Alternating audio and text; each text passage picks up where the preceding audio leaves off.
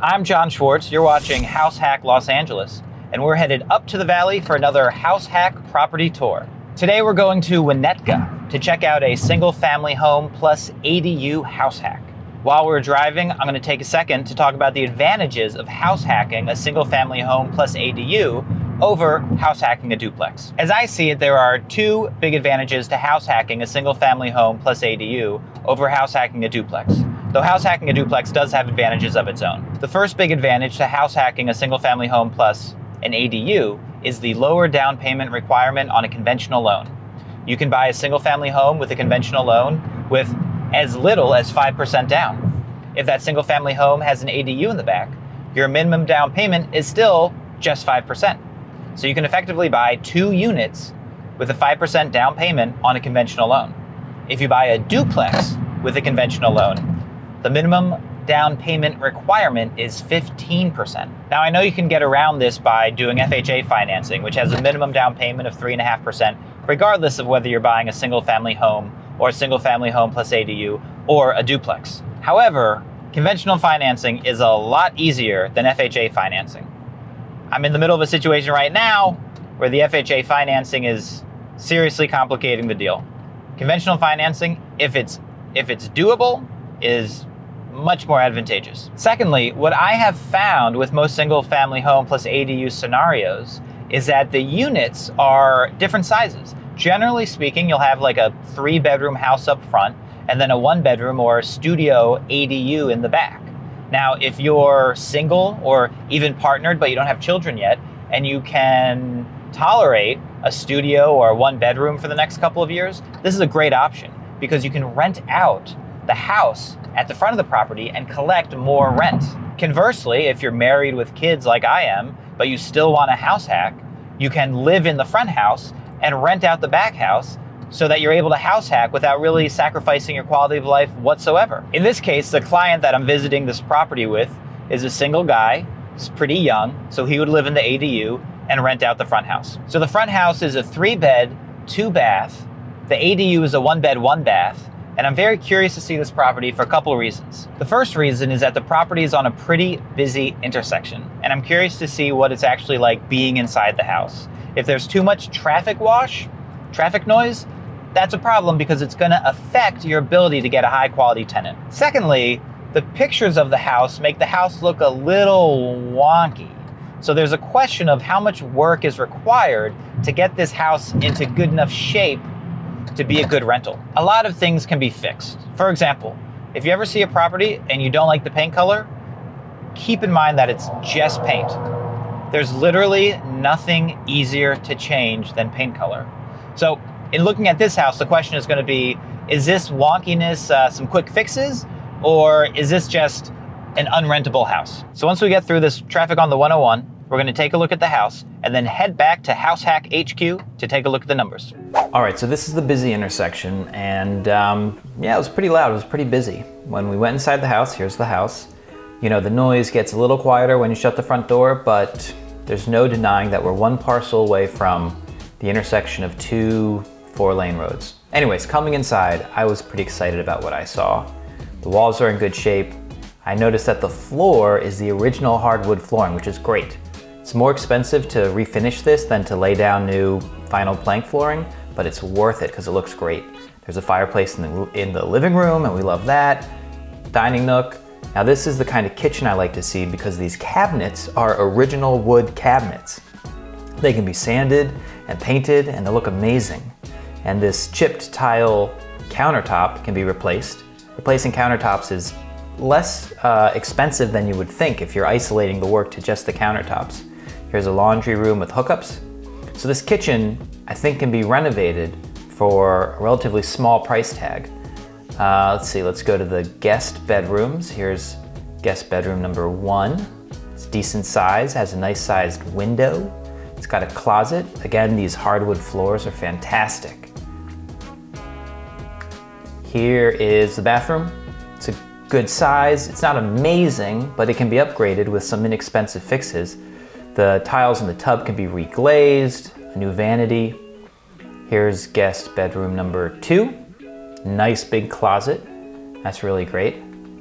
And now we go into the master bedroom.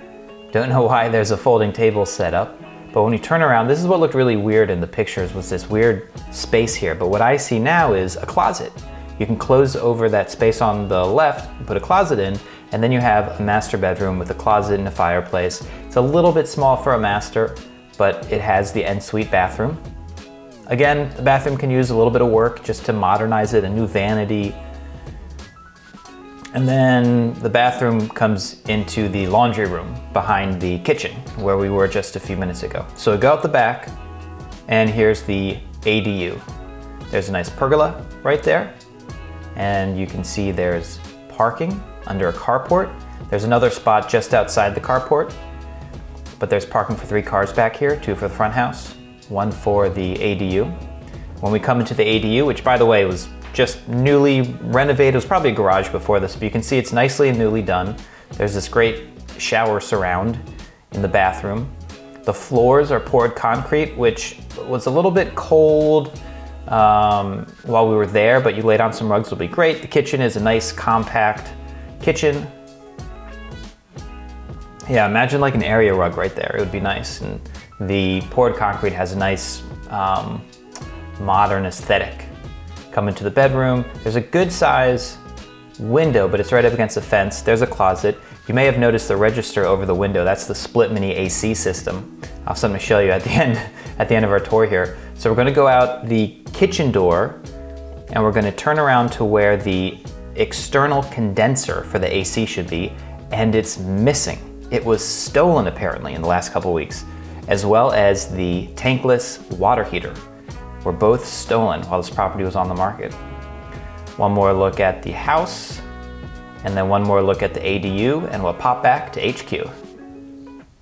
All right, we're back at House Hack HQ, and it's time to look at the numbers. So we have our handy dandy house hack calculator. You can get a copy of it at investmentpropertynerd.com/househack.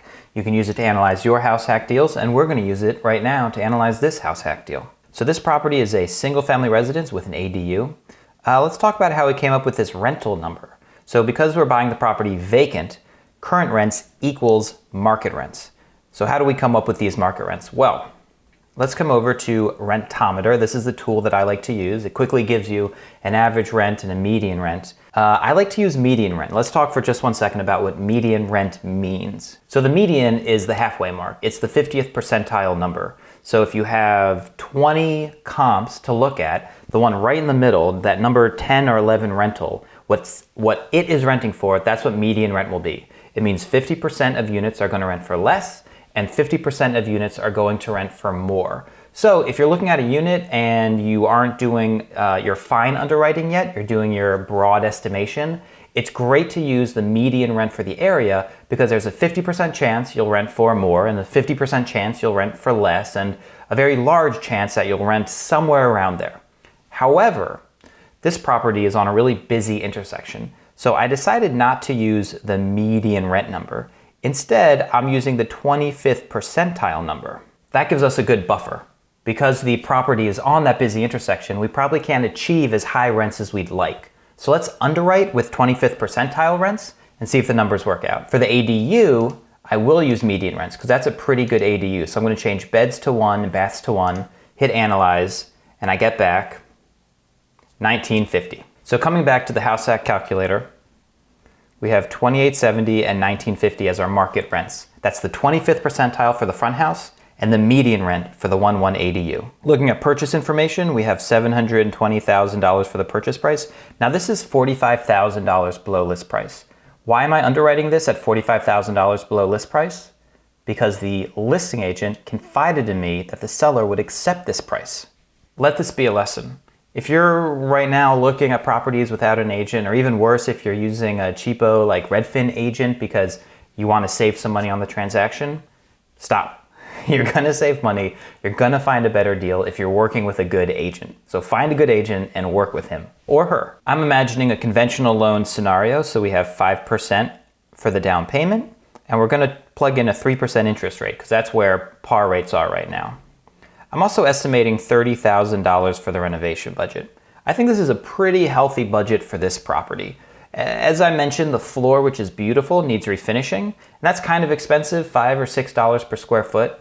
I think that's the biggest expense for the front house. Everything else is like smaller projects or DIY projects. For example, in the kitchen, you can buy new countertops, obviously buy appliances and a sink, but those cabinets you can take care of yourself, the walls you can repaint yourself. The tile floor is actually fine. In the bathroom, you can re-glaze the showers and the tiles.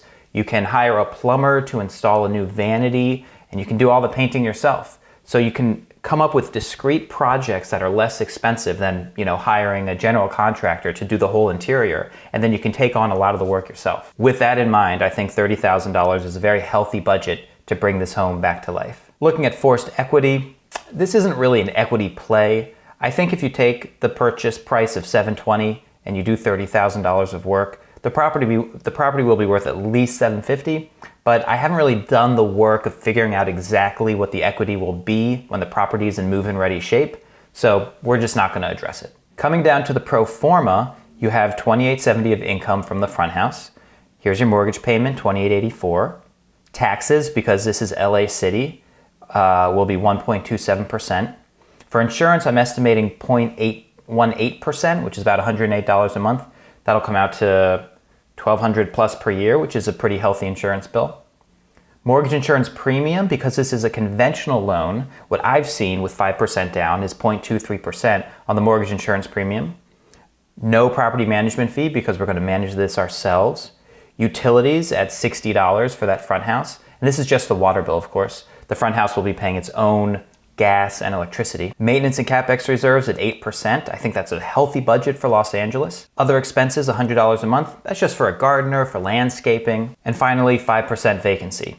Brings the expenses to $44.18. So already, we're ahead of the game. To rent a unit like this on median would be $1,950.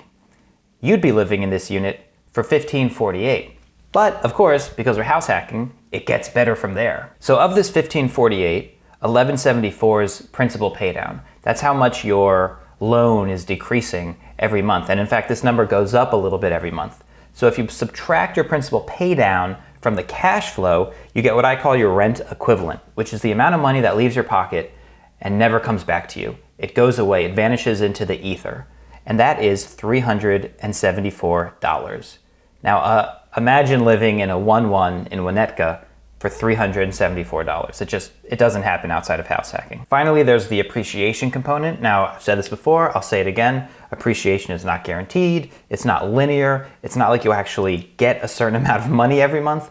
But over the long term, it is consistent in Los Angeles. And so if you want to think about it this way, it is as though you're gaining $2,400 in appreciation each month.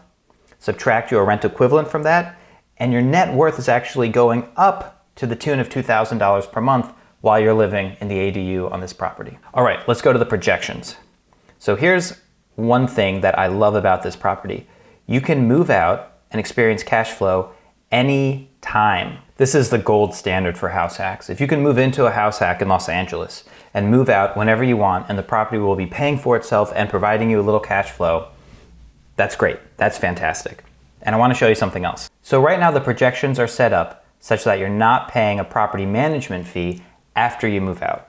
But let's say you want to. Let's say you want to live there, and then when you move out, you don't want to worry about the property. You want a property management company to take care of it for you. Well, if we put in 6%, which is a pretty safe estimate for property management in Los Angeles, you can see the move out and cash flow after jumps up to 2 years. So yeah, you would have to stay in the property for 2 years in order to move out and cash flow with property management attached. But that's kind of great. It means you could do your 2 years of time, so to speak, and then never think about this property again. And it will just grow in value and provide a little bit of cash flow as you go on with the rest of your life. Well, I hope this property tour and going over the numbers has been helpful. I'm Jon Schwartz, a house hacker and realtor in Los Angeles. If you're interested in house hacking in Los Angeles, please get in touch. If you liked the video, give me the thumbs up, give a subscribe. I'll be making more like these, and I'll see you next time on House Hack Los Angeles.